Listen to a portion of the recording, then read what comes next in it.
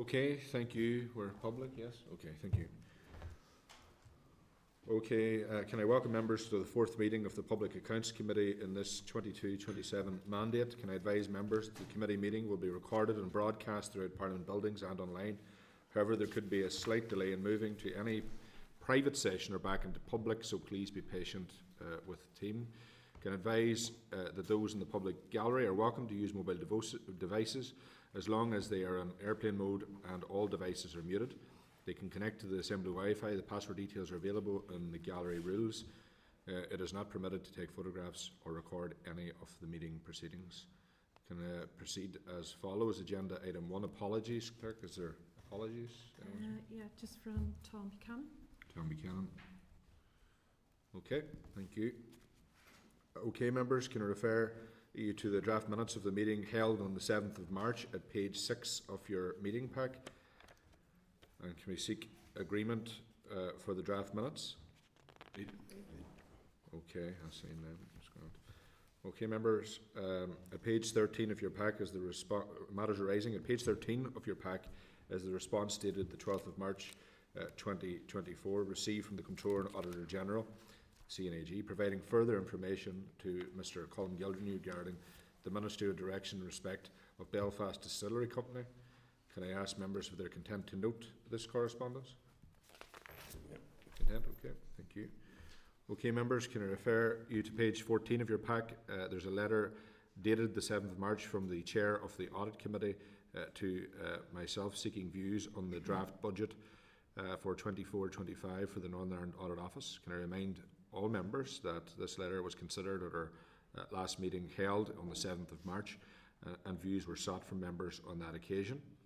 Can I also refer members to page 16 of your pack, which is a draft response to the Audit Committee letter based on the views expressed by members on the 7th of March. If members would consider that letter outlined in page 16, and can I seek agreement on the draft response?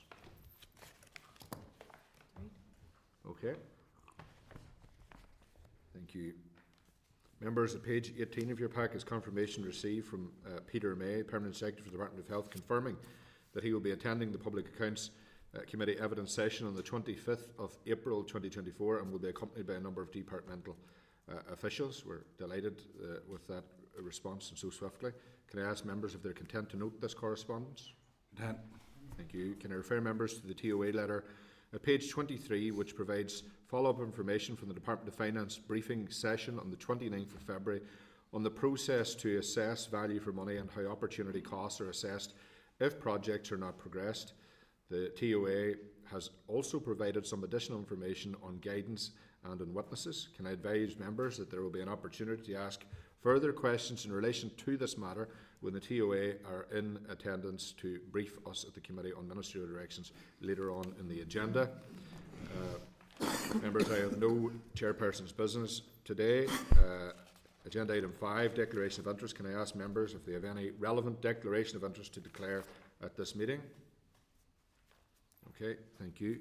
At this point, can I invite the CNAG and her team to the table, please? And you're very welcome, Dorina and your colleagues again with us. And can I also put firmly on record our appreciation for the very kind invite to the Audit Office last week and for your kind accommodation and hospitality. It was very worthwhile. It was very good to meet the team behind all of the hard work that goes on, a vitally important role in scrutinising government departments and public spending and ensuring value for money. So it was great to put faces to the many names, and we do appreciate very much that generous invitation. Agenda item 6, members' correspondence. Can I refer members to pages 31 to 35 of the meeting pack? There's correspondence dated the 26th of February 2024 from a member of the public to the Economy Committee on the function of the Northern Ireland Assembly Committees and research carried out by the correspondent into the university sector, which has been copied to this committee. Can I, at this point, seek agreement from members to note the correspondence? Content. Yep. Thank you, members. Can I refer members to pages 36 to 42 of the meeting pack dated the 11th of March 24 from the same correspondent providing further statistical evidence of historical equality and auditing failures in the university sector. Can I seek agreement from members to note this correspondence at this point? And Clerk, would it be appropriate to reply just asking exactly what it is that this individual is looking for? Oh, well, it's just further information in terms of research that he's been carrying out into the university sector into historical equality. So it's just to give the committee more information on that for the committee to consider in due course. Thank you. Can I refer members to page 43 of the meeting pack, which is a letter copied to the Public Accounts Committee from the Department of Finance to the Chair of the Finance Committee regarding the Northern Ireland Audit Office Draft Budget 24-25. It is a response to a letter received from the CNAG on the draft budget allocation with some points of clarification. At this point, I think it's wholly appropriate, given the nature of the letter, which members will see in their packs, that I asked the CNAG if she would like to make some comment. Thank you, Chair. Thank you. Members, to give you some context to why this letter's in your pack, members will be aware that I wrote to the Finance Committee on the 16th of February following evidence given by Department of Finance officials to that committee on the 14th of February, where senior officials in DOF were asked as to the timing of a budget bill for 24-25, and the response provided at that time was that they were aiming to bring it before summer recess. I, in this letter, called for independence to be provided to the provision of a budget for my office, and for that very reason, my letter wasn't issued to the Department of Finance. So on foot of correspondence from the Finance Committee following receipt of my letter, the Finance Minister has tabled this letter to the Finance Committee, which is in your packs. I sought a copy of this letter as the committee was advised that it was copied to me, and I got a copy last Friday. And I suppose just to say, members, firstly, I welcome the confirmation in this letter that since the date of that initial Finance Committee back in February, a budget for 24-25 will now be progressed sooner than was anticipated at that time, and it is now expected in April of this year, which is very, very welcome news. In addition, within this correspondence, you'll see at Annex A a copy of scenarios provided to the Secretary of State in the previous year. I had previously received a redacted copy of this from a senior official within DOF entitled DOF Advice to NIO on the NIAO budget. And so there appears to be some concern as to the wording used here, but the wording that I've used throughout DOF Advice is the wording I was provided by the Department of Finance. I've always been very clear that the decision taken regarding my budget for 22-23 was a decision by the Secretary of State. The Chair of the Finance Committee clarified the point I was making on the vote on account, which appears to have been a little misunderstood. But given that the appropriate budget mechanisms are now in place and a budget is due in April, I see no merit in exploring this point any further. But what this letter confirms to me is my fundamental point, a point that the Department of Finance official made clear to the Finance Committee and myself. I'm totally in agreement that as an office independent of government, it is a matter for the NIAC to determine an appropriate budget for my office. And therefore, I am content to take this matter now forward directly with the NIAC and thank the PAC for their support in this matter to date. So if you're content, Chair, thank you for indulging me. I thank you for those comments, Doreen. I think it goes without saying where my view is on this. I'm not going into too much detail today, but the independence of the office of which you hold is vitally important. How it is funded is equally vitally important.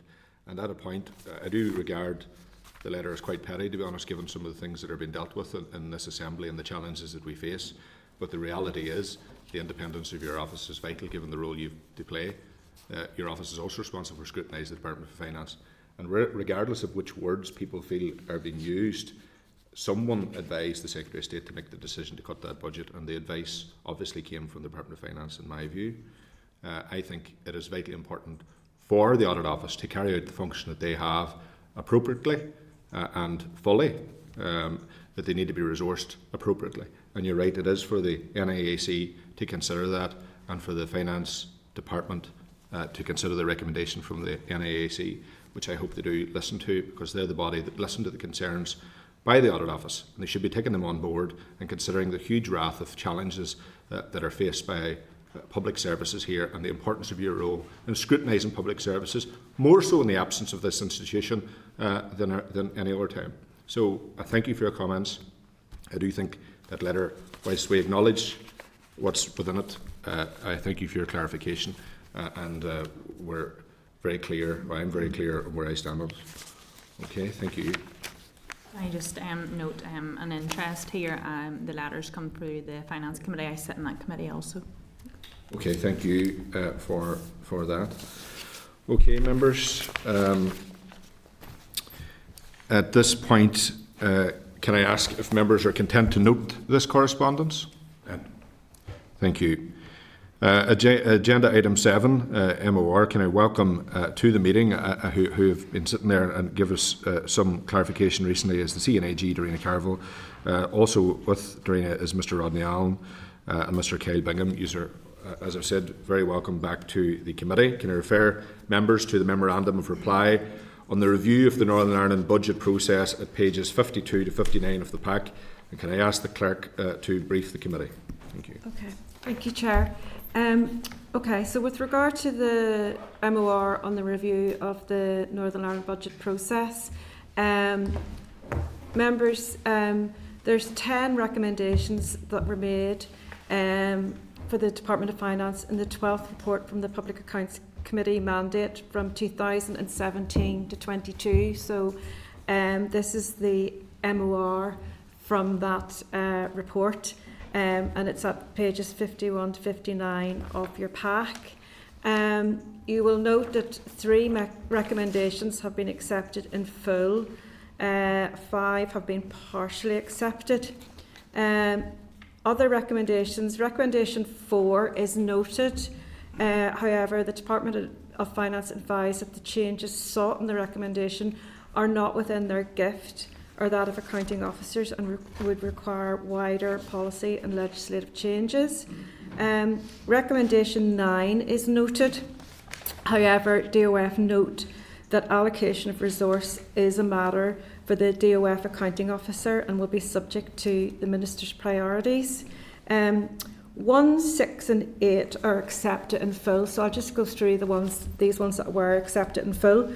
So in terms of recommendation 1, DOF has already implemented online public expenditure training and made it available to NIC staff.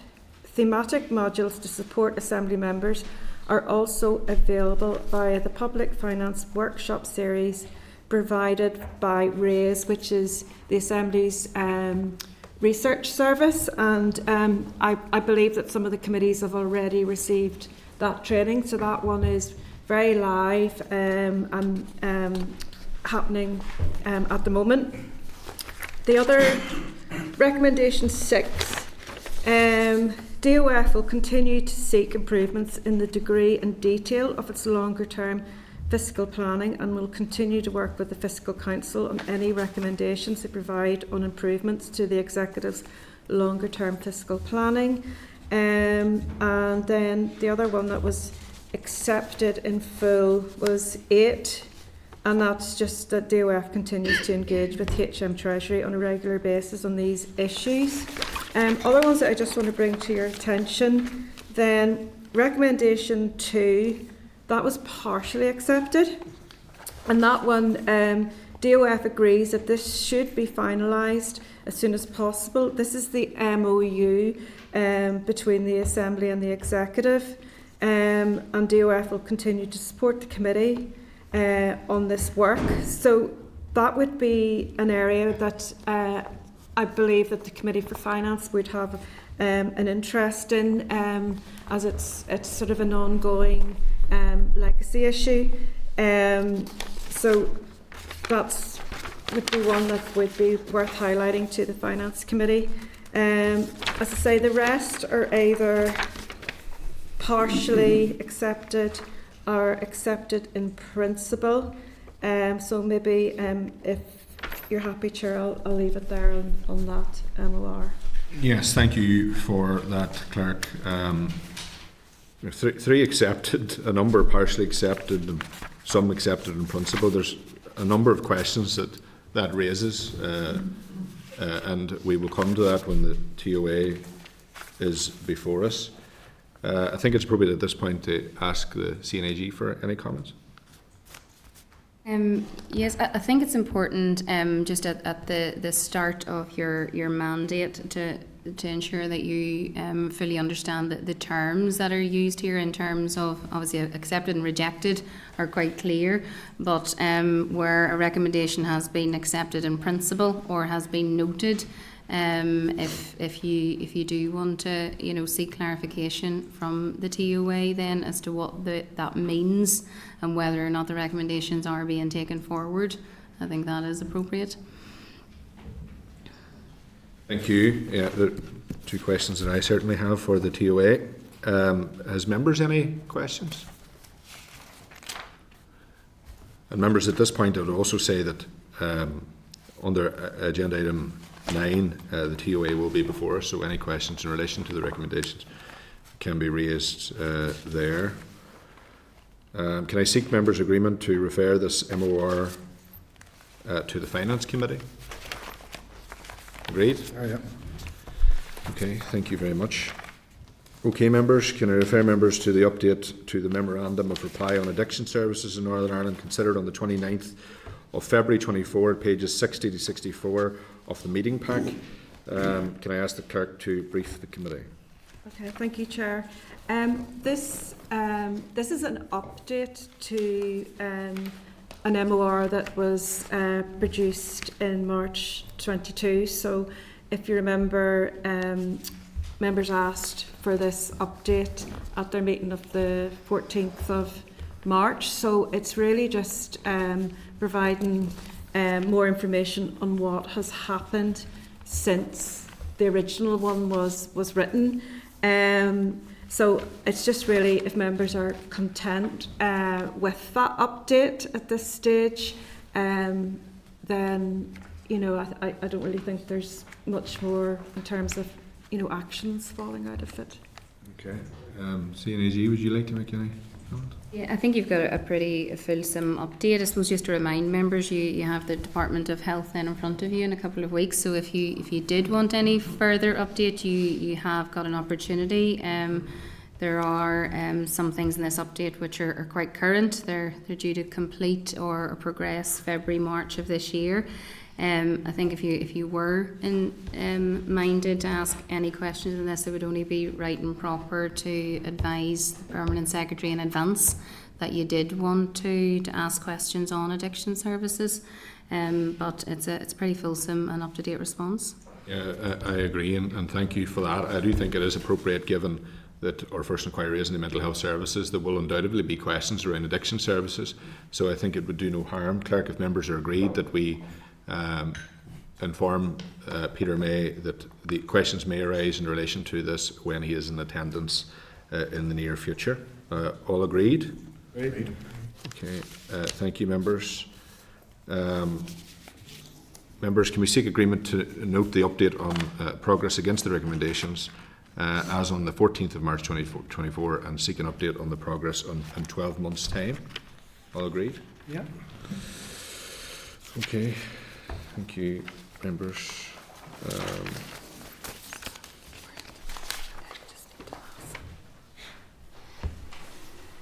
Yeah, okay. Okay, members, ministerial directions. Can I invite to the meeting Mr. Thomas Wilkinson, Director of the Northern Ireland Audit Office, and Mr. Patrick Barr, Director of the Northern Ireland Audit Office, if you could join the CNAG and colleagues at the table, please.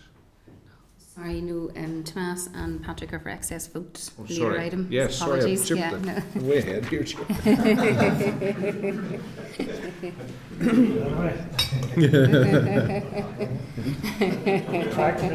jumped They ahead look there. at fear on their faces.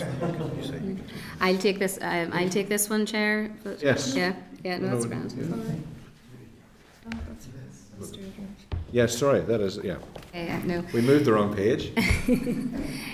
So yes, this is obviously we've talked a lot about ministerial directions, historic ones. This is our first ministerial direction now for this committee to go through as received, if you like. So ministerial direction received on the 26th of February this year. And it's really it's in the area of the Enhanced Flood Relief Scheme. You'll be aware that significant flooding took place in parts of Down and Armagh at the latter part of last year, and an initial support scheme was offered by the councils in those areas, and an additional support was then offered to extend support for those not eligible for that first tranche of support.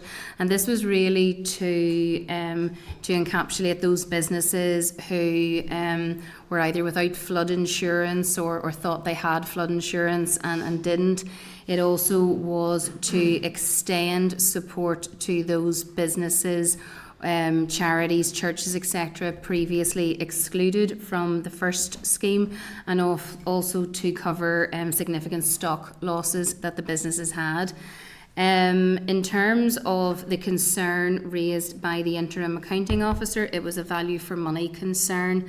And you'll see those listed, the concerns that were raised, that some of the businesses had in fact resumed trading, so it was questionable whether or not this support was needed.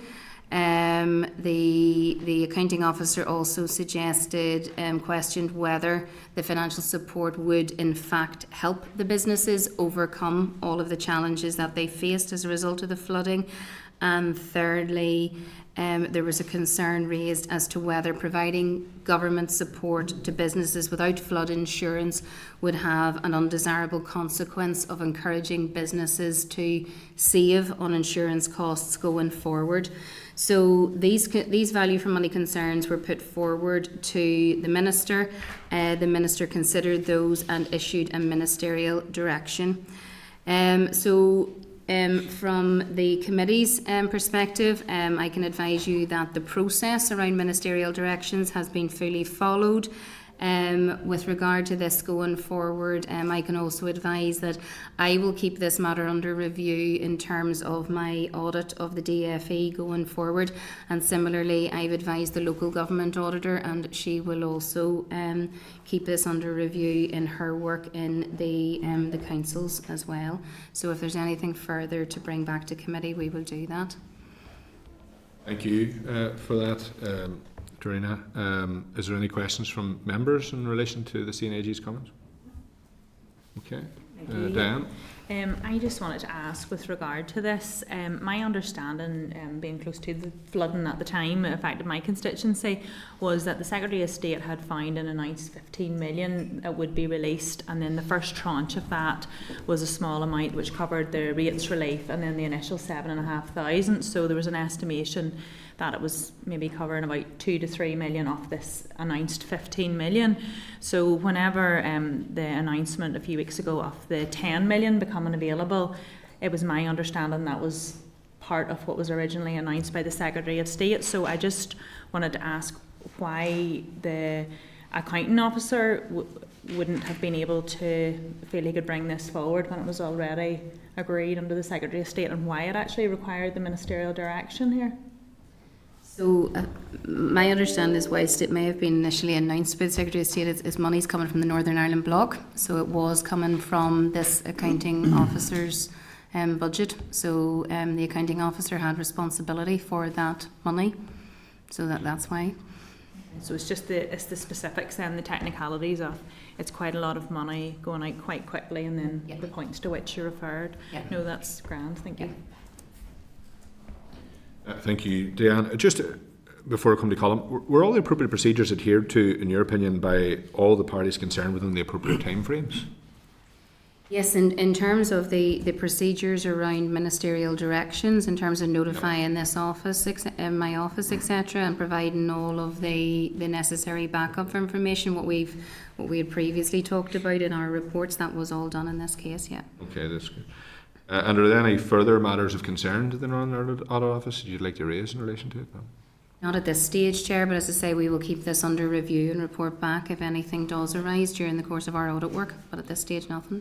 And just given the nature of this particular ministerial direction, looking to the future, the recommendations that the Northern Ireland Audit Office would have that might enable ministers or departments to avoid the issue of a ministerial direction in similar circumstances?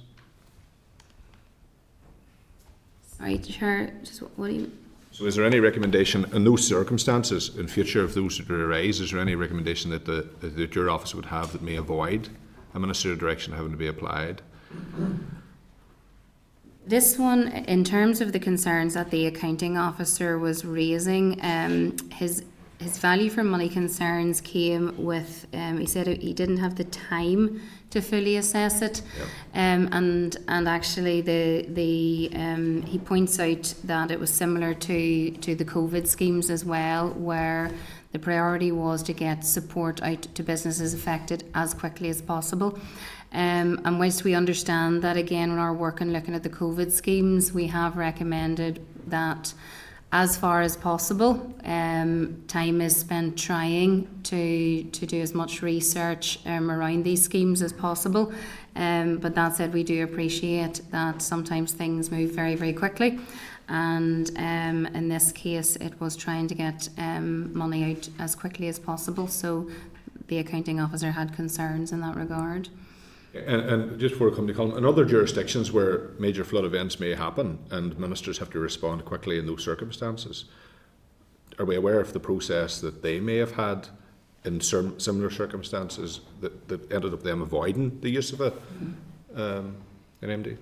So the initial support scheme, the £7,500 support scheme, is an already established scheme, and as I understand it, other jurisdictions have a similar scheme to that in place, so that's well established. I don't know of any other jurisdiction, I would have to look into that, but I don't know of any other jurisdiction where this additional tranche of money has been handed out, so I don't know that there is a designed scheme in place, but we could look into that and advise further. Thank you. Okay, Colin? Yeah, I think it's been largely answered already in that I was just seeking to clarify that it wasn't around the value for money per se necessarily. It was more around the lack of time to assess the value for money issue. Yeah. And I suppose the other thing is just a comment really. I suppose this is probably where, in light of all the other ministerial directives we're looking at, it's this type of scenario where you can almost see a rationale for it, where it's unpredicted, it's out of the blue, there's very dire need and there's a need to move quickly. I think it was done, I'm not sure it was through ministerial directive, but they were similar in Foyle a number of years ago.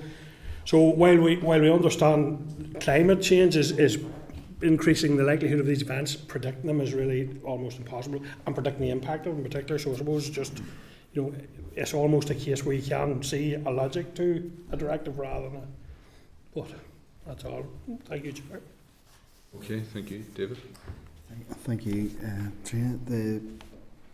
I visited Downpatrick at the time of this, and it was absolutely horrific. It was days after, and it was unbelievable actually what people were living through. So as the grant moves forward, and I understand there's an audit risk perspective in this, but businesses need money quickly, and not in receipt of on receipt of a receipt that they've paid out again. If you're already devastated, then that money needs to go forward. Is that a risk going forward, or is that some of the recommendation there? Because if the money goes out up front, if you like, rather than on receipt of work done, the circumstances aren't the same as a business getting a grant to increase their business. This is life death situation for a lot of businesses in the area. Is that a risk, or are you content with that part of it?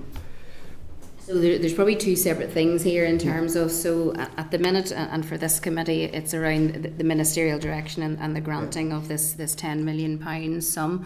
But separate to that, what you're talking about is the controls around the payment, and that those payment controls are something that we will look at in both our audits of DFE and our audits of councils as well. So they always form controls around any payments, always form part of our audit approach to any of our audits, so that will be covered off in relation to this grant scheme as it would be with any other when we look at those as part of our audit work. So if any issues arise that relate to this that we believe are significant, we'll bring that back to the committee, but it's certainly something that would be an audit risk for us as part of our normal course of audit work.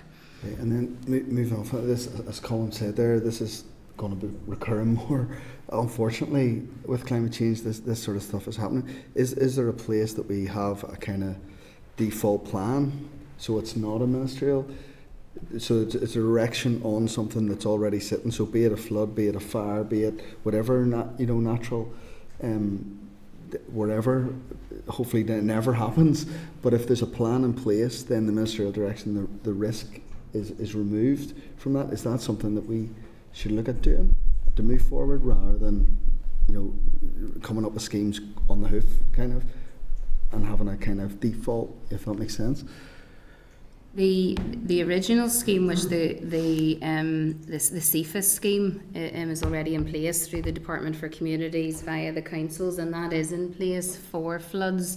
And certainly, if there are more routine floods, if you like, the CEFA scheme kicks in. That is an already established principle. This was a very one-off occurrence. I don't know whether or not the Department for Communities are looking at that scheme and whether or not it needs to be revised for more major flooding. I couldn't answer that, but we could certainly refer that question to the Department for Communities. But the CEFA scheme has, up until this point, I think been largely adequate for the levels of more routine flooding that have happened throughout the district. And there is a process there whereby, that stood up by the Department for Communities. It's announced to councils. There's an application process for it. But this was quite a one-off flooding incident that required a lot more support to businesses. Thank you, David. John, and then Cathal. Yeah, thanks, Chair. No, I just want to agree with others. I think that given the nature of this incident, it did require something that had to move at pace, and obviously you've done your checks and given the report. And that, the one thing I would like to tease out is just how we go about maybe going forward assessing the impact of unintended consequences. I know that's the third point that was unable to be answered, probably for obvious reasons, because how can you assess that impact before it's begun? But is there any evidence from other schemes elsewhere into the impact of that, or would that be something that would ultimately fill part of the report that you would file on this?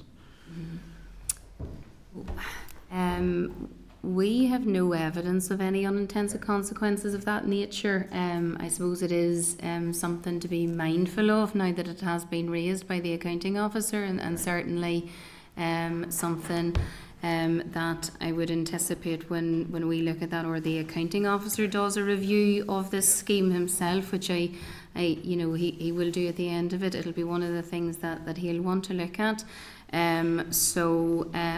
Whether or not we get the evidence of that, I guess is another thing. But certainly if we do find any evidence in that regard, we'll bring it back to committee and advise you of that. Okay, thanks, Chair.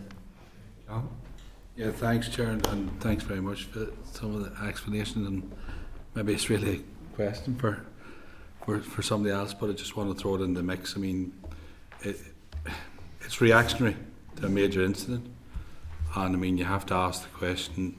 There's no way that the value for money could have been assessed at that point in time. But what we can learn, we know that through DFI that there's a full review into it, and it will play a major part in going forward in the future, because we need to, obviously, we have certain policies or certain areas are looked at and identified as flood risks anyway.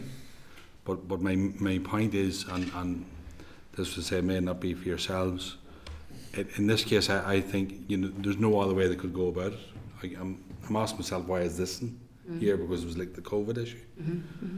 To be fair, but the question that's brought to me mind is this: is there any redress in terms of clawback if you assessed it at the end of it and you thought, well, that wasn't value for money? Is maybe it's a question for somebody else, or but that has to be part of the whole thing going forward. If we're serious in talking about these ministerial directions and as to why they come about. I was only throwing that in for conversation. Not so much a question as part of a conversation, because we'll have to learn from it. But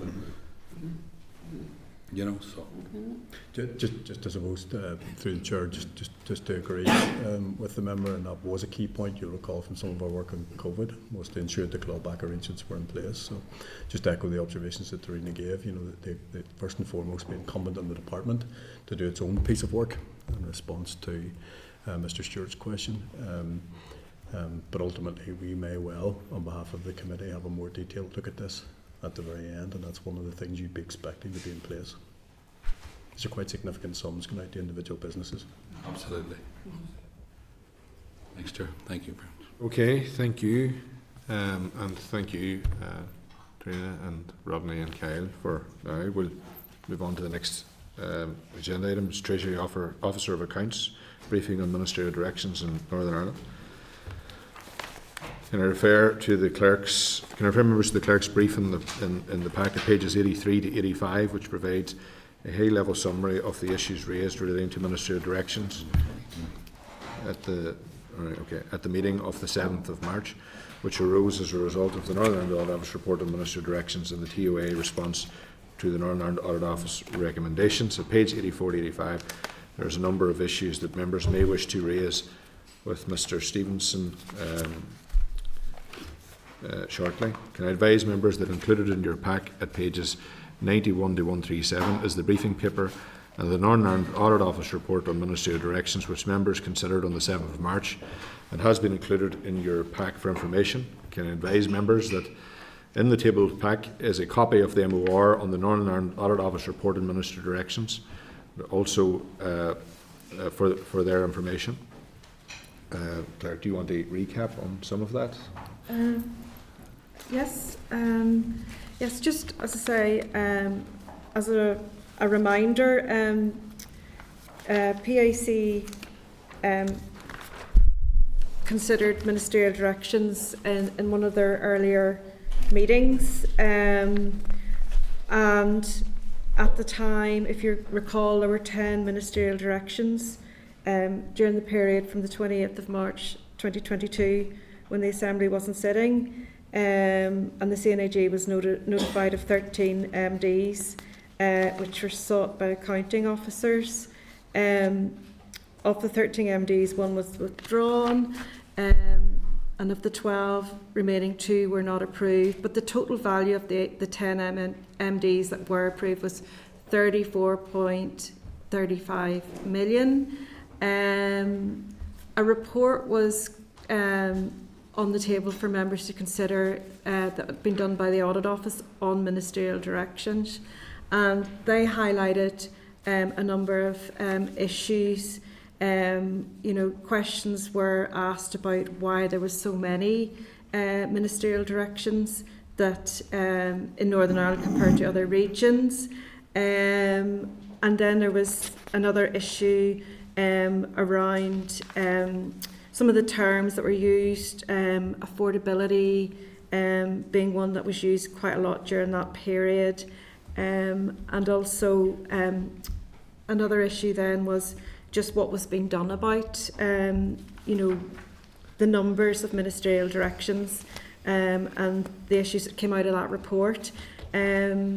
Subsequent to that, then there was a departmental response issued from the Department of Finance addressing the recommendations in the Audit Office report, and just as a result of that, members, if you recall, thought it would be useful to invite the TOA back just to explore some of these issues further.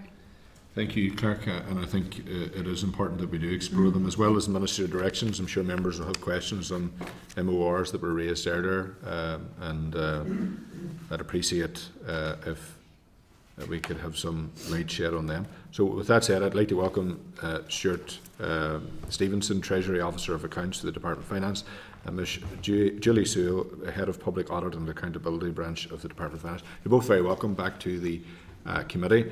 I'm sure members will have a number of questions on both those areas for you today, and I'd appreciate any clarification provided. Can I invite you, Stuart, to give a briefing on ministerial directions, please? Thank you, Chair, and thanks to the members for the opportunity to join you today for this discussion. I suppose in terms of ministerial directions, it's a very important process that we have. It's a long-standing process that has a key role to play in terms of governance and accountability.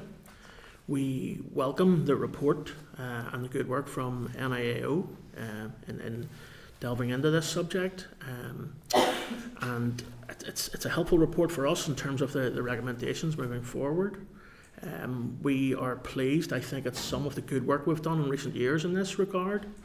I issued guidance 2 years ago that was the culmination of some co-design between ourselves, colleagues in the Audit Office and the clerk and her team around the transparency and the publication piece on ministerial directions. And I think that's a significant step forward for us in terms of providing public accountability around that process and some of the decisions that have been made. So I think that's good progress. And since then, we've updated our managing public money, and as we talked about at our session last month, and that reinforces a lot of the key messages in the ministerial directions guidance. So I think we're certainly heading in the right direction with this, Chair, but there's more work to be done. Thank you, and appreciate that. Members will ask a few questions, if that is okay. If you just indicate to the clerk as we go ahead. I just have a number of questions, Stuart, so if you'd bear with me. What progress has been made since the Department of Finance accepted Recommendation 1 in June 2023? Yes, I suppose Recommendation 1, we're pleased that we've published Managing Public Money in November of last year. It was the first update in 15 years. So we feel that that's very helpful in terms of bringing in the added focus on feasibility. And while the term feasibility is used, we think that goes right to the heart of the issue on affordability and sustainability. So when proposals are being worked up in departments and there are some concerns for an accounting officer, if they flag that up, that gives that we move into the ministerial direction process, which allows us to cover off on that. So any concerns that an accounting officer has around affordability or sustainability moving forward, that pushes us into the right place on that. So we're glad that our guidance is up to date now on that. So certainly we would mark that one as being completed. Okay. I'll maybe touch on the other recommendations, Chair, if that helps. Just in relation to the consultation, though, has work begun on it, and what's the timescale for completion in relation to Recommendation 1? Consultation, sorry, I'm just going to turn to it, Chair, just to... Chair, in the meantime, I'll just add to what Stuart said in terms of Stuart topic. It's our first update in 15 years, which sounds bad in the face of it, but I would just like to point out the 2008 core document, the principles of that had remained mostly sound throughout the time, and the individual annexes, which provide a lot of the details supporting managing public money in Northern Ireland, had been updated throughout that period, so it wasn't like we were just sitting with the full document so out of date in 2008, so we just wanted to clarify that for members. On the Recommendation 1 on managing public money, which was just about us publishing the updated version as a matter of urgency, we have done a lot of work on managing public money down the years to try and keep up with Treasury's versions, and we did consult a number of years ago widely with all departments, the Audit Office and other what we would call subject experts, as it were. So we did carry a full consultation process. We had almost been ready to go with the managing public money about a year ago, and then Treasury brought out a new version. So we updated that again in line with our subject experts at that time, although we didn't go as wide as other departments because we had already completed that process, and we were just basically coming into line with public money in Treasury's version at that stage. Okay. And in terms of what was the rationale for the use of affordability as a reason for seeking a ministerial direction going forward? When the budget is approved, do you expect to see less ministerial directions? I think there's two separate issues there, Chair, would comment on. In terms of affordability, ministerial directions and whether to go down that route or not generally emerges from the discussions in the department as they would be finalising the business case on a particular proposal or policy. And I think a lot of the focus on the business case, and it's helpful, Chair, that my note went to committee members and their packs around the discussion we had around value for money at the last meeting. The current guidance on Better Business Cases NI talks about the 5-case model, which is accepted practice now across most of the Western economies. And the financial model is one of those 5 cases that needs to be considered. And very much the focus in the financial model is around affordability. So I think that's where their accounting officers, when they're looking at the business case and they're rightly assessing it against the guidance in this area, they're starting to move into that area about affordability and how sustainable this is going to be moving forward. I think, Chair, as well, we have an enhanced focus on that now after RHI. So I suspect accounting officers are very much focusing in on that. And also, I'm talking about better business case guidance, but also right through managing public money, there are many references to the importance of affordability as well. Okay, and going forward, when a budget is in place, do you expect to see less ministerial directions then in that regard? I think my take on this, Chair, is that each direction needs to be considered on a case-by-case basis. The guidance points very much for accounting officers, if they have any concerns that are material, they should flag that to their minister. There are suggestions in the guidance about the areas that they would be considering, but we're not overly prescriptive on it. It is guidance, so if they have a concern that they feel is appropriate, then they should raise that with their minister. But I kind of feel, just one more comment, and then I'll let my colleague come in. I think one of the key lessons coming out of this report is the stark contrast in terms of number of directions that we seem to have in NI compared to other devolved authorities, and that's a piece of work I'm interested in getting involved in. We have reached out to my counterparts at Westminster for a discussion on this in the first instance, and we want to carry out some kind of benchmarking with Scotland and Wales as well to kind of get a sense of what's behind their processes, to see if we can identify anything different that might be leading to the increased numbers around this. I'm not sure we'll get any easy answers on that, Chair, but then we'll talk to our own accounting officers and bring them into the conversation. So we're looking forward to taking forward some more research on this in the months ahead. And what's the timeline for that? Well,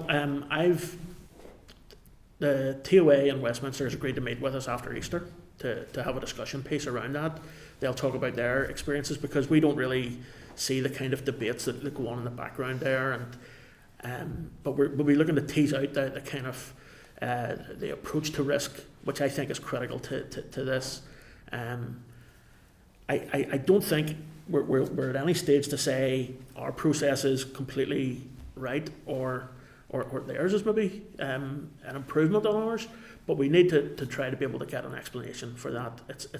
It's unfortunate that we don't have anything to draw on, and I know NIAO haven't been able to point to an evidence base in particular other than the numbers, but there's clearly a difference in quantum. What's been done differently here, though, compared to other jurisdictions that's leading to that higher quantum? I suppose, Chair, the only thing I could point to is some anecdotal evidence when I've been involved in. Just to supplement it, is it the case that the guidance that's now in place hasn't been followed? Is that? I know you're saying it's guidance, but is it the case that you just don't consider that guidance, just don't follow it? Our accounting officers aren't following the guidance. The guidance not been followed in relation to how these things are being issued. Well, Chair, I suppose I'll point to the report and the committee, and certainly for me as well, being in the TOA post over the last session, I don't recall any individual directions coming forward to this committee that we felt that's unnecessary. You know, we on each case and I think the report says that. So that gives me a level of reassurance, Chair, that our processes are defensible and okay. But we can't ignore the numbers on this. And I think we need to look at what's happening elsewhere. I'll let members in now, but Stuart, you've just hit the nail on the head, because I just can't get my head around the high level of ministerial directions here. There's guidance in place. Whether the guidance has been followed or not is uncertain. But just in relation to the process for scrutinising ministerial directions, you know, what is the process within the Department of Finance to scrutinise that? Well, Is Chair, it robust enough, for instance? Is Sorry, it Chair? robust enough? I would believe so, Chair. Our role, of course, with the structure of government in Northern Ireland, we would generally, it would be my colleagues in supply division who work closely with the departments. They would provide some advice around the direction for the finance minister. Now, we don't provide advice as a clear recommendation to support or not. That's for with ministerial directions. You know, the very nature of them means that we can't provide the kind of standard finance approval. So it's purely commentary on the circumstances for the direction and why we've got there. But advice would be prepared for the finance minister, whether he or she is making that decision in isolation or as part of the executive. They would be advised by supply. And how often do they take your advice? I'm not aware, Chair, of any occasions where it's been pushed back. As I say, we don't make a clear recommendation on whether to support or not. So it's more about providing an evidence base, if you like, for the minister to make that decision. Okay. Just in relation to any progress that's made around the timescales of the consultation, would you report back to the committee in relation to any progress in relation to that as well? Absolutely, Chair. Members, I'm happy to open to the floor. Is there any members who would indicate? Colin? Yeah, one sort of a general one following on a bit from your line there, Chair, and then of two wee specific ones. The general one, I suppose, is around that, as you mentioned there, the stark contrast in terms of the number, Stuart. And I suppose, really, do you have what are your chief suspects? Let me put it that way. You know, do you have a gut feeling, or do you have a line of inquiry that you think will take you down that road? And I suppose just to clarify in my own head, so there's a question mark here, I suppose, as to whether what a minister may or may not be doing that leads to a ministerial direction, and also what the accounting officer, or the level of tolerance accounting officer has for a decision-making process. There's two separate decision-making factors in there.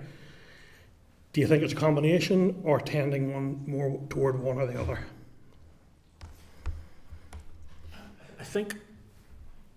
I'm not sure directly, Mr. Gilroy, and I think we need to try to get that evidence base to draw on, and I think that's where the benchmarking piece is going to be very important for us. Anecdotally, I would say that I have been involved in, and the CNAG and I would both train any newly appointed accounting officers coming into the system. And we've had instances in the past with people that maybe have carried out an accounting officer role in another jurisdiction coming to work here. And it was interesting for me when we talk about the ministerial direction process, that quite often they would start off by thinking, yeah, that's a very unusual set of circumstances. But when we go through the guidance and point out the issues around it, I've noticed anecdotally that they would quite often come around to thinking, this is a process that exists. It exists for a reason, and there are times when we have to use it. So that's the only piece of evidence that I could point to in terms of that kind of comparison piece, that there seems to be a slightly different approach towards the risk around the decision making. And as I said earlier, Chair, I'm not saying one's right and one's wrong here. I think we need to look at both and try to get a sense of it, And Someone's clearly wrong, because this isn't happening to the same degree in other jurisdictions. Yes, absolutely. So something's Chair. wrong. The numbers are stark. Something's wrong with the process. Then we're not every other jurisdiction either. We don't have the same issues are the same. We have a fairly unique form of government. We are emerging out. There are other factors that Sure, could. I would just add that it's just because our numbers are high doesn't actually mean to say that anybody's wrong. May not be wrong. It's a different approach Absolutely. kind of thing. And just sort of circling back, I would say that absolutely our guidance is followed by accounting officers. Managing public money has been very clear since 2008, and our most recent version that's published is that if an accounting officer has concerns, that they should raise those with the minister. If they're not followed, then you go for ministerial direction, and it's absolutely a minister's right to give that direction and to go through the process, and they're either approved by the finance minister or they go through the executive. And it is worth pointing out that local PACs since 2007 have not found one direction to have been issued in an inappropriate manner. So they all stand up in their individual own right. And if you look at the list that is in the Audit Officer's report, I think many of you will recognise issues in your own constituency area throughout those. Winter, spring blizzards, a really, again, random thing like the severe flooding. Things do happen, and I think actually it's a strength that we have a process that we can do. And a part of that is just getting that cover kind of thing, but it is a right. Now, I think it is certainly worth looking into, and it will be interesting to see what we can come up with, as to, and is there something that we should be doing differently? But maybe it's a case of we are doing things and others are just of a more laid back approach, for want of a better phrase. But it will be interesting to tease out those issues and report back, but it's not necessarily a bad thing. Just on that, Julie, is there specific training available to accounting officers in relation to the process around seeking ministerial directions? There wouldn't be a specific training. It would be sort of incorporated within, as Stuart talked about, the accounting officer training that all accounting officers are supposed to do within 6 months of their appointment. They're also provided with Chapter 3 of Managing Public Money in Northern Ireland, which we call the Accounting Officer Memorandum, and that there's a section within that that's very clear on ministerial directions. They're always supported by their own officials who should, finance directors have a key role to play here as well, kind of thing. So there should be appropriate governance within that. And at the end of the day, DOF supply are always there and ourselves to provide advice, and we do get queries sometimes on that kind of thing. And just before I come back in, you've said that you believe the process around scrutinising these ministerial directions is robust. But what are the checks in place to ensure that is indeed the case? All departments will, within their own departments, they do come through the DOF supply side. As Stuart says, it is not. We do not make a recommendation to the finance minister.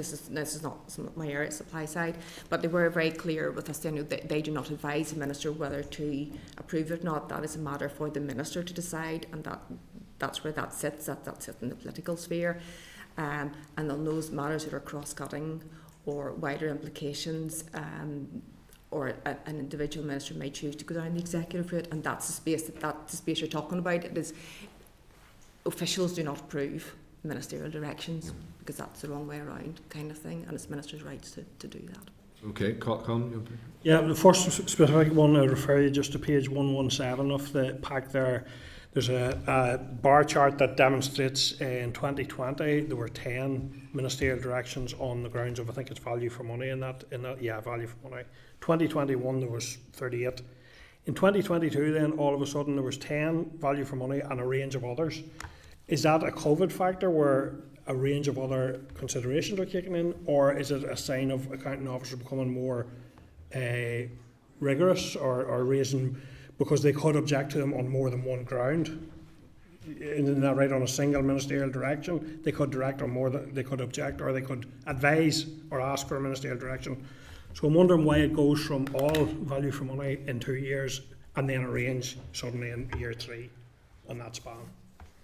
Yeah, I think that's a very fair comment, a good question. I think certainly the COVID implications, timing was such a factor in so many of the support schemes. So the value for money aspects were very much to the forefront in that period. But you're absolutely right. The guidance is open. It's not overly prescriptive. It's any concerns. So accounting officers, when they're building a case for to present to their respective minister, it's very important that they include any concerns that they have around the assessment of that case. Absolutely. Our 2008 Management Public Money referred to regularity, propriety and value for money as 3 examples. Again, not prescriptive, because any concerns, and our most recent Management Public Money refers to those same 3 things with the addition of feasibility. But again, any concerns which takes you to cost, any concerns at all kind of thing is where they need to be raising those with their minister. Okay. The second specific one, Yeah, very please. briefly, a lot of people. Page 121, then there's a bar chart again that shows ministerial directions by Department around 2007-2017. Department of Agriculture there stands out quite a lot in terms of value for money and regularity ministerial directions. Like, it would seem almost like more than the Department of Enterprise, Health, Public Health, Social Services at that time, and the Office of First and Deputy First Minister put together. So what would your take be on why the Department of Agriculture across that 10-year period was so high? I'll need to come back to you with a comprehensive answer. I know that certainly over the years, where there's been animal health issues, and pace has been a factor. I remember certainly disease, those kind of issues that we needed a very quick response, and that's been an issue. So sorry, Glenn. Back in the day. And again, appropriately so, I Also, think. Absolutely. Fishing industry, I can read them all out here. Test and remove, wildlife intervention research kind of thing. So, and say, just there's a range of agriculture ones that were sort of wages at that particular time. Again, it can be random, because it will depend on what the nature concerns are, and those outside factors that can, the recent flooding one that the committee discussed earlier today, you can't have those left food things that just happen kind of thing. Okay, and just for the record, members, Colin was referring to page 31 of the Northern Ireland Audit Office report. I was referring to back. We were just trying to find it there. Yeah. Diane, then Patrick, then Cal. Okay, Diane? Yeah, thank you. Okay. And thanks for coming again to the committee. I just wanted to ask, nobody I think is arguing that anybody's right or wrong, but we can't argue with the very clear disparity in Northern Ireland and other regions. Would it be your opinion that the high levels of ministerial directions here in Northern Ireland is due to a risk-averse civil service? It's a theory, Ms. Forsyth, that we can't discount, and that's part of my hope to tease out those issues with colleagues in Whitehall next month. I think post RHI, it's understandable possibly that accounting officers are sticking strictly to the guidance, and I think for us as a Public Accounts Committee, that's a good place to be. Good governance and good accountability is something that we always try to promote. I suppose in terms of risk appetite, for me, should be set by the respective audit and risk committees of each department. So our non-exec directors have a key role to play in that, and I think that's something that we may end up looking at as part of our dive into this subject. But certainly, I've no evidence base to say clearly one way or another at this point in time, but it's something we're looking closely at. Yeah, I think it just would be interesting because, again, last week we were out at the audit office and we had a training session from a guy, Brian Worry, and he actually made the interesting comment that he would like to see more ministerial directions in England, if anyone remembers him saying that. So it would be interesting to hear your feedback when you've spoken to some of the TOIs in different areas.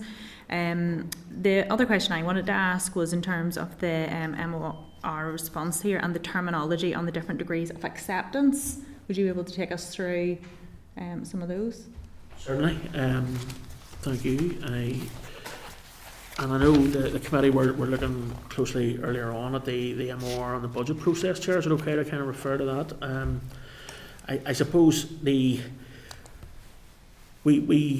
involved in the public audit process, so we treat the rest of our Department of Finance as another department, if you like. We maintain ethical walls there where we can.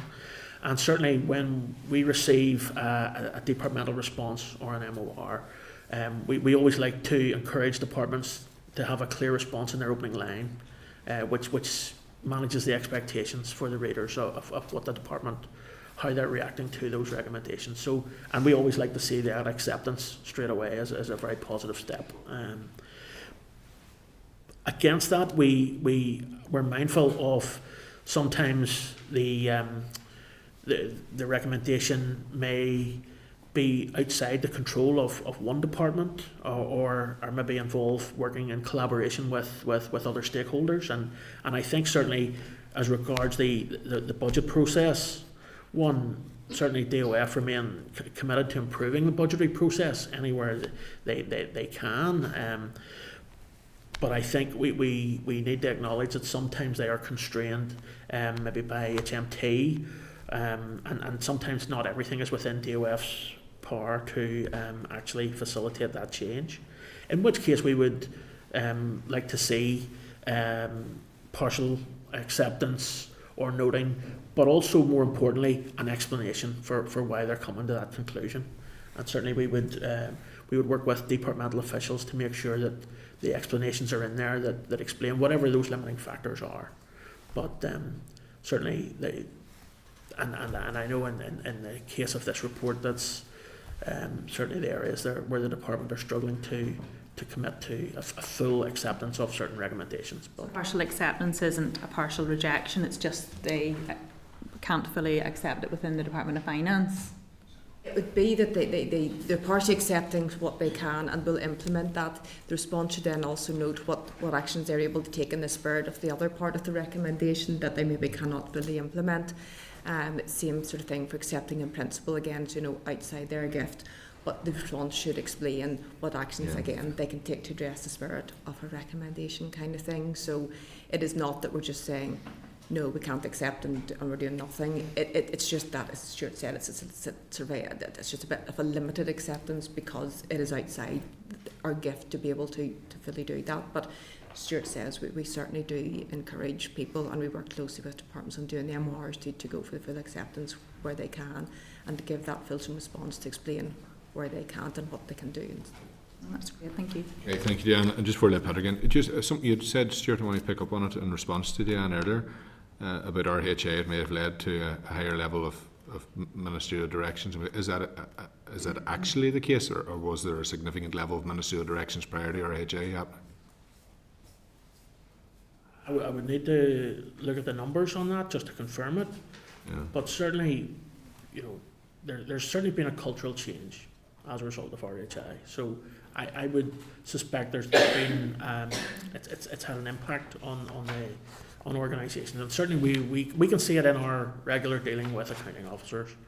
So that may well be a factor, Chair, but I haven't got the numbers for you. Yeah, it would be helpful. Thank you, Patrick.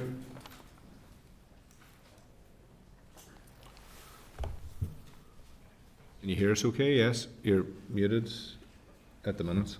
Yeah. Coming in. You're still muted. Still muted, Patrick. You have to put it on the... We have to watch, sorry? Yeah, sorry, it wasn't letting me unmute there. Can you Okay, hear you're me okay. Yeah. You're grand. Okay. Can you hear me okay? Yeah. We can, perfect, yes. Okay. So, look, thank you for the presentation so far. I found it really, really informative, particularly the answers to the questions so far. Just keen, I know you've already touched on the investigation of the investigation by the TOA. Just wondering if there's any more detail that hasn't been covered around that so far that you would have. And then the second one was really just around teasing out those possible causes. Colin kind of touched on that so far around COVID, around governance arrangements, just to get your take on any other elements which maybe account for the higher level of MDs that maybe we've missed so far, or just any other light that you could shed on that one. Thank you. Well, thanks for the question. And we don't have, we're not constrained certainly with a plan of attack in terms of our discussions on this. We're very much going to see where the evidence leads us and follow that evidence as best we can. I do feel we're in the area of cultural differences, and I think it's really important. And when we're talking about accountability and good governance, I think it's a very difficult area to capture maybe in terms of looking at guidance that seems to be very similar, but simply different jurisdictions taking a slightly different approach to the some of what we see as necessary steps, and maybe we view them as right and proper, and yet a slightly different approach being taken. And then certainly you mentioned the issues around COVID and the issues there, and certainly we're involved in a lot of the work around fraud and error as well, and I chair a fraud forum that's been looking closely at this. So we're aware that some of the grant schemes that were brought in to respond to the issues we faced around COVID, certainly the levels of fraud and error around some of those schemes were significantly high.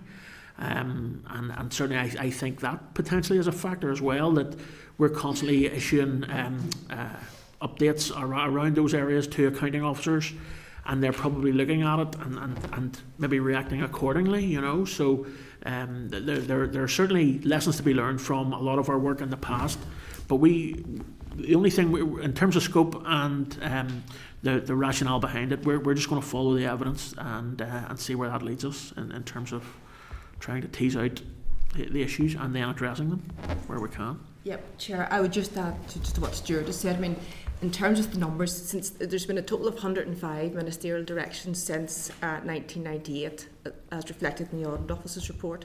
I suppose I would say 106 now after the one we've just talked about today. But it is worth sort of flagging out that that's over, we're in 2024, so over a 26-year period. And I would say probably more than half of those were in the 2 years of COVID. So I think just dialing back a wee bit, around somewhere between 50 and 60, maybe over a period of 26 years, you're not, realistically speaking, that is not a huge amount kind of thing, but it is still, there's differences, absolutely acknowledge that, but it's just around half of those were COVID, which were very, very specific. But Julie, with respect, and this is what we're trying to get our teeth into here, everywhere was suffering the consequences of COVID in our communities. Other jurisdictions did not use ministerial directions anywhere near MORs, anywhere near as much as here. And we have a significant level, 106 you've said, in 26 years, half of which, I think the number of those directions that were here at that particular time exceeded, combined, all of the other jurisdictions together. Is that correct? I think it probably would, to be honest, some of them were extending schemes. There has to be an explanation for that. Because everybody was going through the exact same circumstances. Unique when it comes to be fine-tuned in terms of Northern Ireland, but not that unique because we were all going through COVID. So there is questions that need to be answered. Padraig, are you still there? No, I mean, that's answered my questions. I'm looking forward to kind of seeing the outcome of that and hopefully, hearing more from you again soon. But I think there is obviously a lot more to tease out in that. There are obviously numerous factors which have kind of combined for this as well. I think that there's no factor in isolation. But as you've touched on, the COVID factor has been definitely more pronounced than the number of MDs, but I think there are obviously other factors as well. So just looking forward to working with you on that to try and actually understand better why so many ministerial directives are coming out. Thank you, Padraig. And just before come to Gal, the other thing I'd point out as well, compared to other jurisdictions, is our population size is much less than the other areas in question. So the more I think about this, the more questions I have and no answers to the reason we're in this situation or why there's such a high level of these directions being used. Cathal? Thanks, Chair. Thanks very much. It was very welcome. Quite an interesting conversation because we are assuming here that there's a problem or an issue in ministerial directions while it's allowed in the system. We haven't found out exactly until we tease out and we have to tease out. I appreciate the issue of COVID, that they're not over, it hasn't happened. So my first question then is, well, what's within their systems that enable them to hand out monies to communities just like our own, in Wales and Scotland in particular? So we need to get away from this thing about that ministerial directions are wrong per se or right per se. There's a procedure. The thing we need to find out is the procedures properly followed. Now, to be honest, you said there's guidelines there, so they should be all uniform across it. Fair enough, right? Okay, so I would like to, because it's quite, that's what I said, it's an interesting conversation. Let's break it. Have we broken it down that the ministerial directions in terms of COVID, obviously we have, because from 98, so we need to break down, like today we're just after getting the ministerial direction, and if you asked anybody on the flooding one, sounds credible enough and viable enough. I'm not saying it's not wrong for the question to be asked, but it seems to be, you know, quite reasonable. It's very hard for any member to turn around, go into the chamber and argue against the minister that that was an emergency issue, same as COVID. So let's separate them out for other ones that there may be a perception that it's a ministerial decision as opposed to a ministerial direction, even though they're both the same thing. But you know where I'm going with it. So my point is, if we're clearly 2 points, I want to get that broke down, or you can speak about now. Those decisions were made under emergency circumstances, I know you're going to talk to, you're going over to Westminster, you're going to have a conversation in relation to how Westminster, the Welsh Assembly and the Scottish Parliament were able to make decisions under COVID without bringing as many ministerial directions. That's one thing you have to. And then obviously, the other purpose here, which is the purpose of this PASE, is the 12th report into here and the recommendations into finance. There was the budget process and how they spend money, because there was some good recommendations there and they weren't accepted for one reason or another. And that's for our job as a committee to look at. We supported them. So I just want to tease out in your own view. You said you hadn't found nothing out, which is surprising. At the start, Stuart, how you didn't find out what was going on in Westminster and how they handled the COVID and how we have so many over here. So if you mind having a bit of a conversation about that. Certainly, absolutely. I agree with so many of those comments. It's a fascinating conversation we're having around this. I think, you know, when we talk about thinking about what could be the reasons, I agree with you. The guidance should be so closely aligned that we shouldn't see the stark differential that we're coming across with these numbers. So it's got to be around application, risk appetite. I think the case today is a good example. And I know, Chair, you mentioned earlier there population difference. I also think we need to factor in capacity. You know, when we look at comparing our accounting officers, we expect them to operate to the same standard as accounting officers of huge departments in England and Scotland and so on.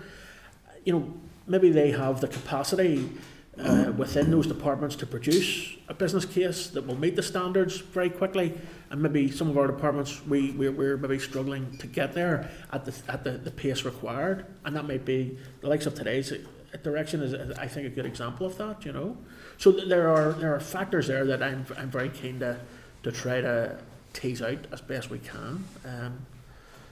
And it is important that we try to look at this and to see whether there are cultural differences, capacity differences,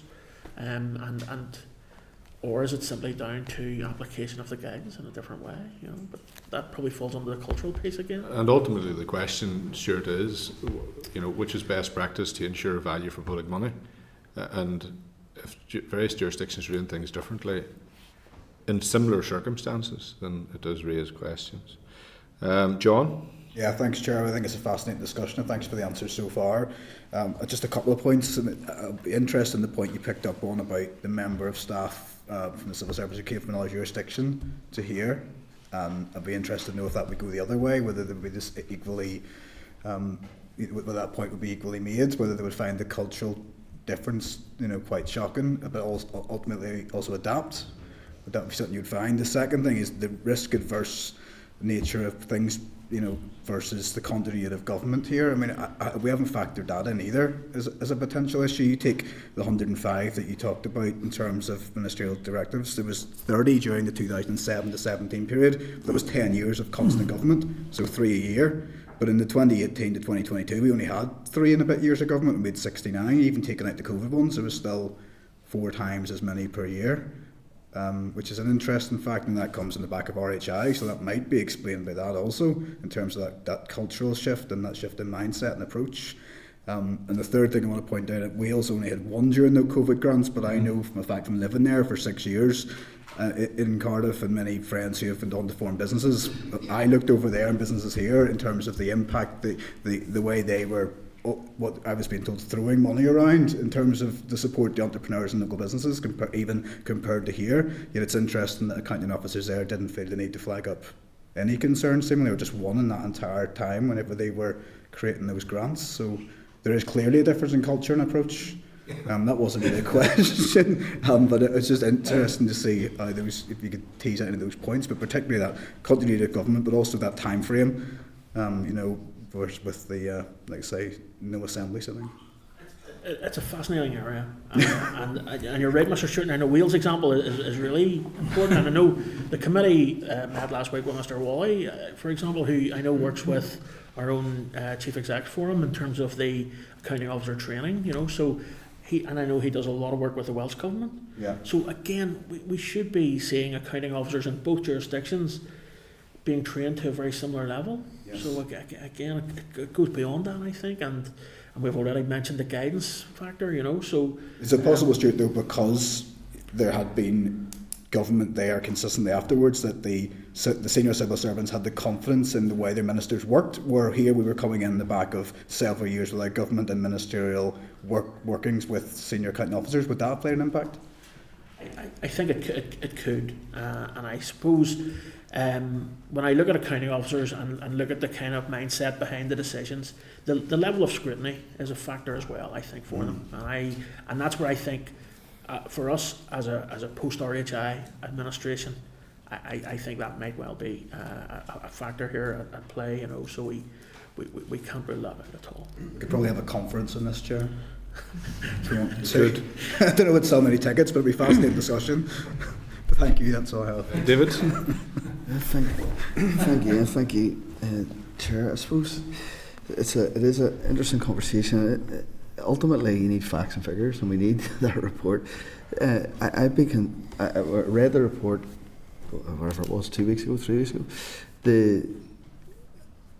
I suppose what I'm concerned about is we jumped to the wrong conclusion ourselves, and we're asking questions on the basis that everything we do is wrong, rather than this actually could be, Dan Patrick's example there of a quick way of, you've got to get stuff out to the public, and if our system isn't working, maybe that's the thing, and it comes down to policy being based around facts and figures rather than innuendo and conspiracy, and that, so I'd be concerned that we're actually prejudging things without. I agree with Cahill, a lot of what Cahill said there a minute ago, and just John said about Wales as well. And Wales is actually a very, within the UK, a really good comparison of size and government structures and ability and all the rest. But I suppose it's that culture, it's getting that facts and figures, and when that's delivered, I think that just needs to be looked at, and then we can come back and look at, because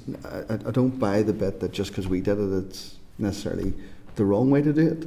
And I agree that concern, like there's 100 there rather than think, but that, if there's another problem then somewhere else, or there's got to be reasons, but it's based on that on facts. It's based on that on, and based on the policy on, or whatever we move forward on the facts of that outcome, rather than just what about this or what about that, or what, we're just getting, and I did the same the first time I looked at it, and I had the same, because the last time we were here I actually asked about, and I was questioning because agriculture was the one that I had seen was massive compared to everything else. I was wondering, is it the same, because I knew the minister changed, but is it permanent secretary changed? But you're into just conspiracy, you're into just basing stuff on plucking a information from the sky rather than basing it on facts, and that's really, I suppose, what I'm saying. We need to get to that point quickly, and then we can. But I'd be concerned that we're actually prejudging something in our thing rather than basing it on your reports. So to comment around that. Very briefly, Colin. Yep, and it's linked both to that and to what John said. And I was minded during the discussion back during the time when I was running the business, we were doing business training, and they had asked, there was a comparison made between Britain as an economy versus the United States. And one of the reports that came back was that why Britain was lagging behind the United States at that time was that their bankruptcy rates were not high enough, which seems very counterintuitive. Risk adverse. But risk aversion. And here's the thing, the other point I want to make, and I raised this the first day on this thing, I think we're looking at it through a very narrow prism if we're just looking at England, Scotland and Wales. Like, for example, Belgium has quite a complex social makeup, and I know they have been out of government for periods of time, so I'm wondering are there other areas, and as you said, maybe the other areas should be looking at why. I don't think we should start off on the point, and preclude that there are really positive benefits as well, provided the rigour is there and it must be there. Just to be clear, we're not saying either side of it. We're asking why there's a higher level. No, absolutely. Managerial but there's a lot in the round. The point I'm making, Cal, just if this is important, members, for the public interest.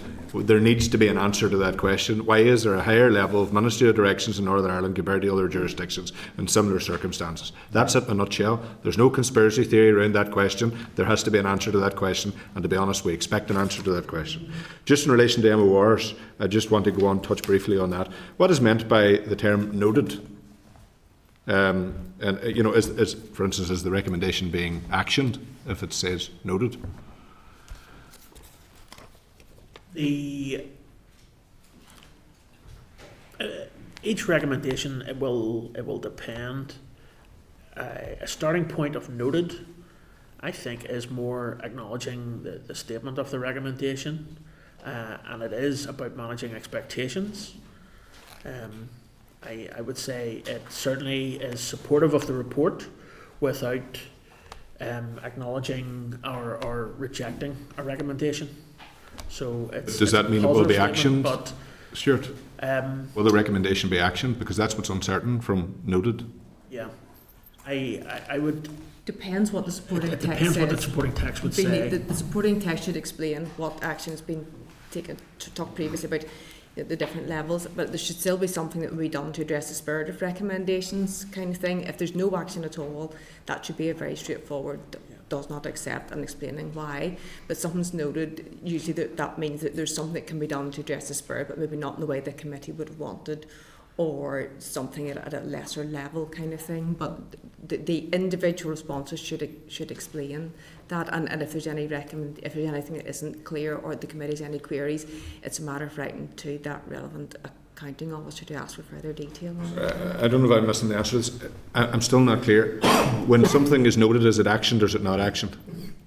There might well be some actions taken to address the spirit of the recommendation, but the individual responses should explain that. But okay, it means that it just means it cannot be accepted in full again because it is outside the department's wherewithal, for example, maybe in terms of legislation, or just outside their control, or driven by other factors, kind of thing. But it will mean it's not within their gift. A similar question for accepted in principle. What's the difference in that? Again, that would be I would see accepted in principle as being a more positive response. The supporting text should explain whether we are looking at adjusted timeframes or whatever the rationale is behind why it wasn't accepted in full. And again, it would be it's on a case-by-case basis. It's all very ambiguous. So noted, and we're not quite sure what's been noted, what's been actioned, what's been done, and now accepted in principle, and it's more positive, but we still don't know. It isn't very clear, is it? Well, we do encourage departments to try to provide as clear a response as they can. You'd agree with me that's not very clear? Well, I think it's no, it's. I can understand the frustration on it, Chair. I think, and for us working with departments, we like to see a clear acceptance, and then the action plan for that, or whatever steps they're going to take. If there's difficulties for whatever reason, then we encourage them to agree to either accept in principle and then explain where they can't implement in full. Note where it's maybe beyond their control. And if they fundamentally disagree with the recommendation, then a clear statement saying that's rejected. So out of the 10 recommendations in the MORs that we're talking about, 3 of them were accepted. How many in principle, Clerk?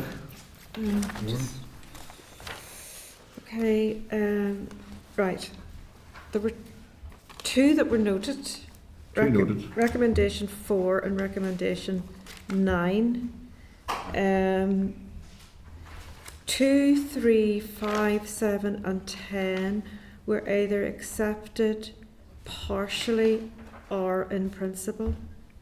The recommendation 4, which was noted, does say that it's noted, however, DOF advised the changes sought in the recommendation are not within their gift. And then 9, noted, DOF note that the allocation of resource is a matter of the DOF accounting officer and will be subject to the minister's priorities. And then the partially accepted, I think, are sort of self-explanatory because they've accepted them where they can. The ones in principle, I'll just read some of them out, just I think it might help. Recommendation 3, DOF will engage with departments on the delivery of efficiencies whilst noting the role of the Minister for Finance and the Executive in the delivery of the budget and the overall approach to such efficiencies. 5 was accepted in principle, and that's again where DOF accepts the need for an agreed PFG and investment strategy that is clearly aligned to the budget and is working towards the aspiration, but complexities and all the rest are mentioned. Another one in principle, it was recommendation 7. So DOF will examine potential options for carrying out baseline reviews. So again, it sounds positive because it's I don't know, it seems a little borderline partial acceptance, but you know, there's obviously more to it. So those, I hope that helps. In terms of It does. principle, partially noted, noted. Can I just point out? Yeah. What was the? Just for the record again, how many in principle? In principle, let's just see, right. 1, 2, 3. I think 3. How many noted? Noted 2. Then partially accepted. Sorry, I'm just counting these as I go here. 1.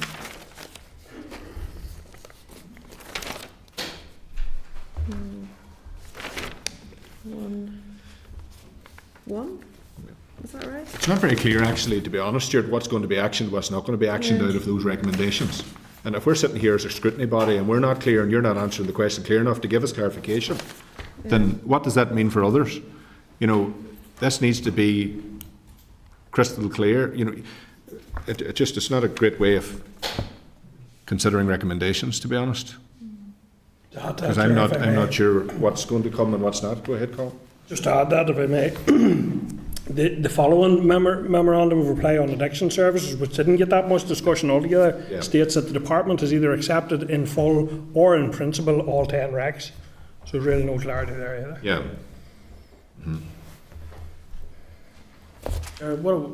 One wee comment. I take on board the views of the committee on that. We are about to issue a note on a range of accountability and governance issues to departments, reminding them about a range of issues, and certainly we can include the fact that this committee would like greater clarity on responses maybe moving forward, if that would help. Yeah, I don't like ambiguity, and we need to be very clear about what things mean. You know, there's terms that have appeared today throughout this evidence session, like affordability, that seems to be uniquely used in Northern Ireland compared to other jurisdictions to justify the use of ministerial directions as a first point. And now we're hearing, when it comes to recommendations being implemented, we're not actually clear as a committee what is going to be taken forward and what is not, because of all these descriptors at the side that aren't actually clear. So I don't think it's appropriate, to be honest, and I would expect better in terms of these recommendations. going forward, so that we understand what's actually going to be actioned and what's not. Because from this evidence session today, I'm not clear, except for 3, what's actually going to have any actions on them. And I don't think that's very appropriate. What are your comments, Chair?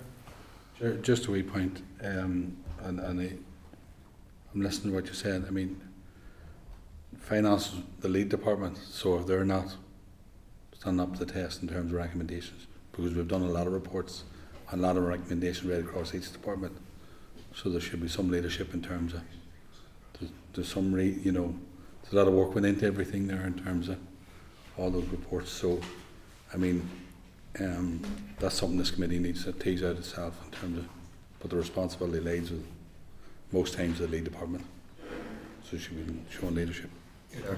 Just on a point here as well, I'm just reading through recommendation 3 of the MORs. Recommendation 3 is that the Department of Finance drives efforts to secure cross-sectoral efficiencies through the multi-year budget process. The Department of Finance accepted this in principle, but said it would be complicated and the budget process is a matter for the Finance Minister. Also, the overall approach to efficiencies is a matter for the Executive. Where's the Accounting Officer's role in that?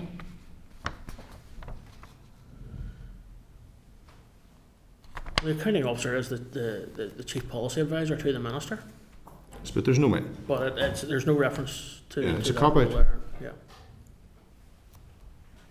You know, that's not very clear.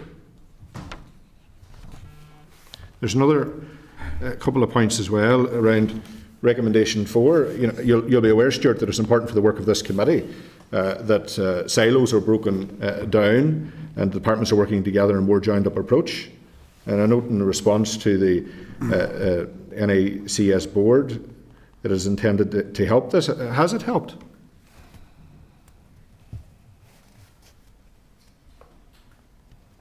Chair, we can engage with it. It wasn't specific. This is not Stuart in my area, to be honest. The MOR, so we can certainly engage with our colleagues who would have been involved more close in the drafting of this and try and come back to the committee with more information. Certainly take the point that the lead sentence is maybe quite ambiguous, and that's something that we will absolutely tighten up on. That being said, the supporting text should give more details around what that is, but certainly we'll take that on board for future MORs to be sure that they're much clearer and in terms of what actions is being taken forward, and just making sure there is much more clarity to those. But we can certainly speak to our colleagues around this particular one, except it's not our own business area. I think just one additional comment to that, Chair. The 24/5 budget process is in full swing at the minute with a series of ministerial bilaterals this week. So I think we will soon see how well we are in terms of that corporate approach and bringing down that silo mentality. Okay. Any other members? John? Yeah, Chair, I was going to echo the point you made about point 3 regarding the essential need for multi-year budgets, and hopefully that is factored in. I've setting aside the ambiguity though, even around recommendation 9. I note that it's noted. I take what you've said in terms of how that's described or how that noted means.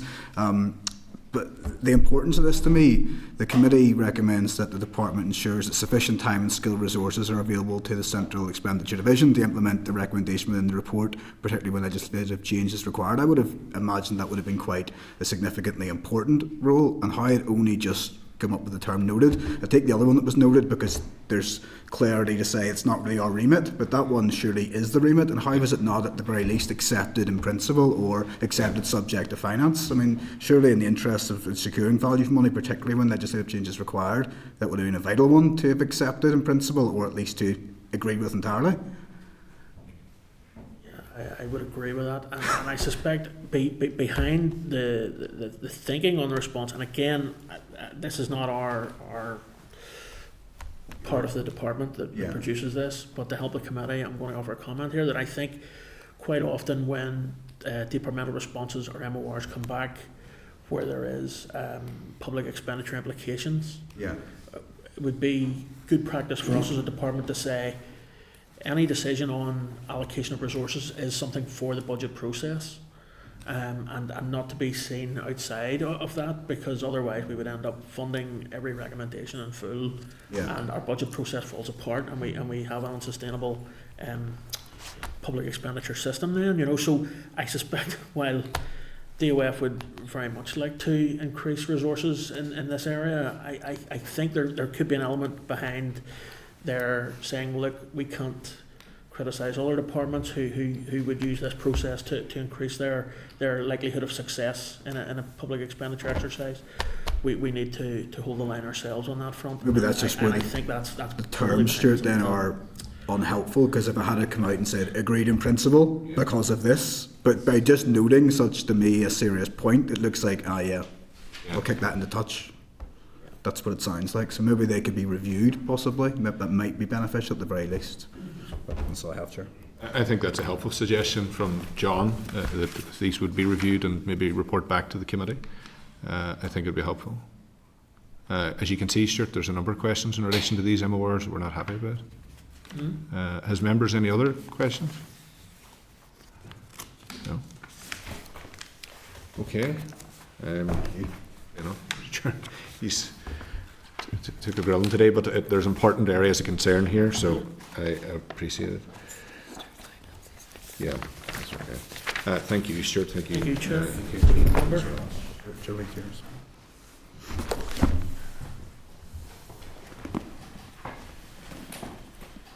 Okay, members.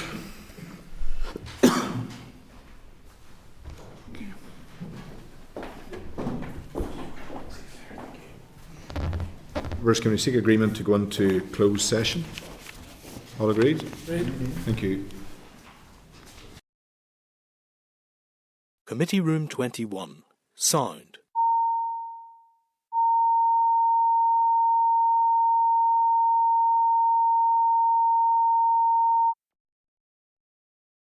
Committee Room 21. Sound.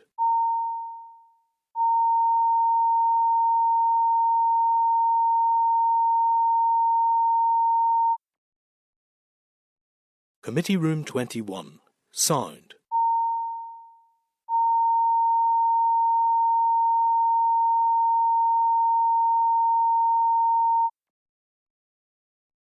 Committee Room 21. Sound.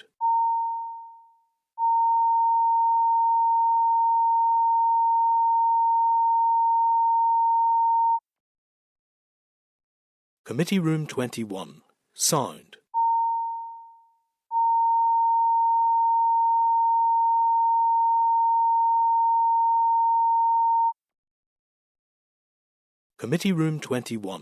Sound.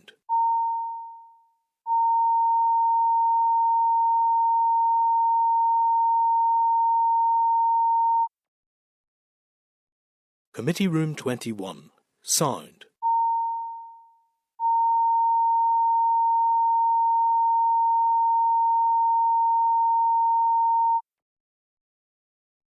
Committee Room 21. Sound. Committee Room 21. Sound. Committee Room 21. Sound.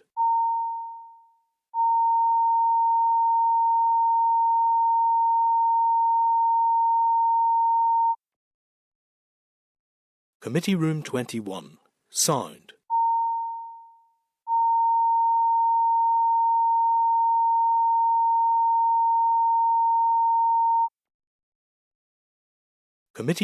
21. Sound.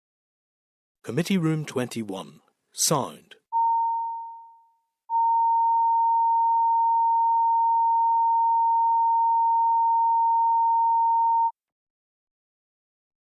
Committee Room 21. Sound.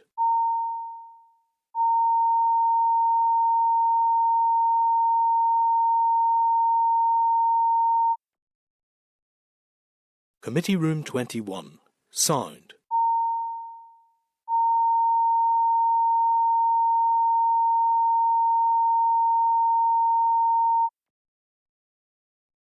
Committee Room 21. Sound.